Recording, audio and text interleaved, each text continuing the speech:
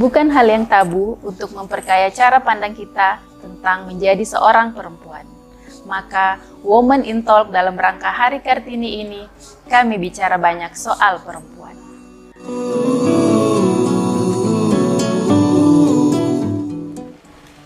Mendengar nama ibu kita Kartini, tentu pemikiran kita akan langsung tertuju pada emansipasi wanita. Ibu kita Kartini adalah pahlawan Indonesia yang concern memperjuangkan hak-hak perempuan di Indonesia, terutama dalam bidang pendidikan. Sehingga atas jasa beliaulah kita para perempuan Indonesia masa kini bisa memiliki akses yang sangat luas untuk mengembangkan diri, mengembangkan karir semaksimal mungkin, dan bisa bersaing dengan kaum laki-laki. Sosok Ibu Kartini juga merupakan istri yang sangat disayangi oleh suaminya, terbukti dari sejarah yang memperlihatkan fasilitas-fasilitas yang disediakan oleh suaminya Raden Adipati Djosdiningrat kepada ibu kita Kartini untuk menyalurkan bakat dan hobinya dalam menulis, membatik, dan menjahit. Beliau juga adalah ibu yang sangat disayangi oleh anak-anak tirinya, walaupun beliau belum sempat merawat anak kandungnya sendiri, tapi sejarah menceritakan bahwa beliau sangat dekat dengan anak-anak tirinya. Dan satu yang paling saya garis bawahi, beliau juga merupakan sosok anak yang sangat patuh kepada orang tuanya.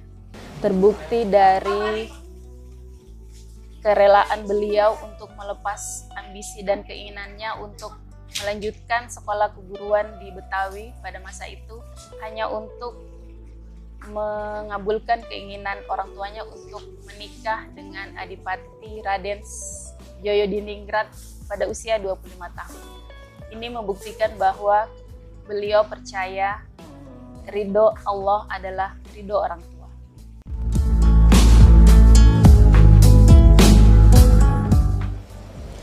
Perempuan Indonesia masa kini sudah terlihat lebih menonjol dibanding di masa lampau. Itu bisa terlihat dari beberapa perempuan Indonesia yang telah berhasil menduduki posisi penting dan strategis baik dalam pemerintahan, dalam perusahaan-perusahaan besar maupun dalam organisasi-organisasi besar lainnya.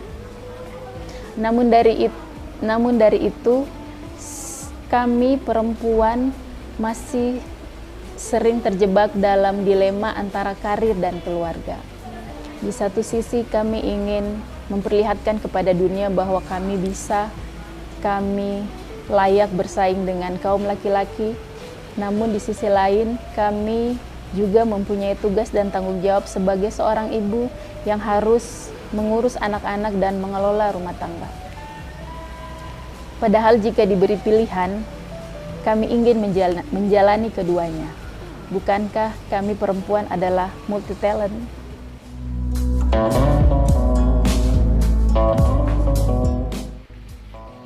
Sebagai ibu rumah tangga yang bisa mengantarkan anak-anak saya menjadi penghafal Al-Quran, serta bisa mendampingi dan menemani suami saya hingga di titik sekarang. Semua berasal dari niat yang besar dalam diri saya dan juga didukung oleh suami saya, bahwa kami ingin menjadikan anak-anak kami para penghafal Al-Quran, hafizul Al-Quran, karena kelak apapun bidang atau profesi yang mereka geluti, jika mereka telah memiliki landasan Al-Quran, insya Allah mereka sudah bisa membedakan mana hal yang baik, mana hal yang buruk untuk kehidupan mereka. Tentu saja saya pun membekali diri saya dengan ilmu tajwid dan ilmu tahsin Al-Quran, sehingga saya bisa selalu mengoreksi hafalan mereka tanpa harus terlalu bergantung kepada guru-guru mereka di sekolah. Dan sebagai istri, saya berusaha selalu memberikan support, motivasi, dan apresiasi terhadap setiap pencapaian yang diperoleh suami saya. Saya berusaha menjadi pendengar yang baik untuk keluh kesah beliau. Saya juga berusaha tidak membebani beliau dengan hal-hal yang tidak mampu ia lakukan. Walaupun tidak gampang untuk menjalani pernikahan marriage long distance seperti kami dikarenakan tugas negara. Namun saya berusaha meyakinkan beliau bahwa semua akan berjalan baik-baik saja, bahwa Allah senantiasa menjadi sebaik-baik pelindung bagi kami.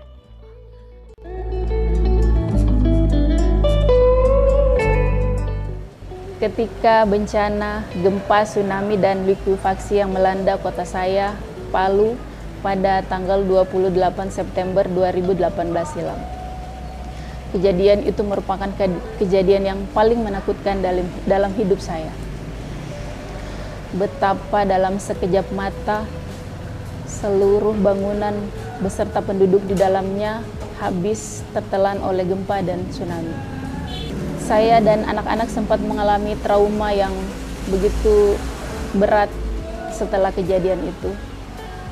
Saya sempat tidak bisa makan beberapa hari dan saya sempat dirawat di sebuah rumah sakit di Kota Makassar. Setelah kami berhasil dievakuasi dengan pesawat TNI Hercules ke Makassar.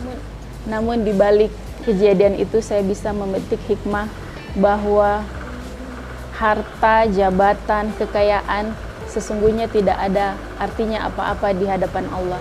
Jika Allah berkehendak terjadi, maka terjadilah. Dan kejadian itu membuat kami, khususnya warga Palu, tersadar bahwa di dunia ini kita tidak semestinya terlalu larut dengan kesibukan dunia. Namun persiapkan bekal semaksimal mungkin untuk kehidupan abadi di akhirat kelak.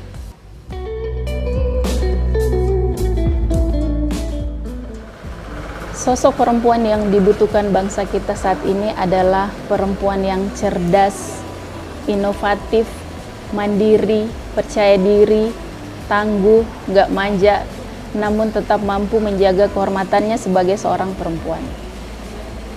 Kita sebagai perempuan jangan hanya sibuk memperbaiki penampilan dan fisik semata, namun sibukkanlah diri juga dengan membekali diri kita dengan ilmu, iman, dan amal soleh. Kecantikan fisik harus selaras dengan kecantikan attitude.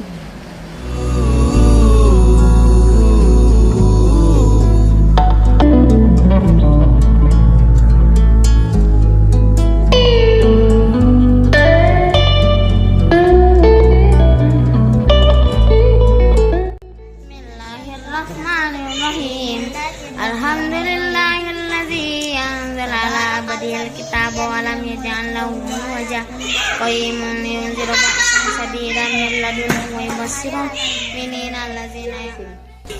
Tentu setiap perempuan mempunyai perjalanannya sendiri. Namun kita tahu masing-masing perjalanan menghasilkan kisah. Bila kisah lain mampu memenangkannya, maka kisahmu layak diperjuangkan. Sampai jumpa di Woman in Talk berikutnya.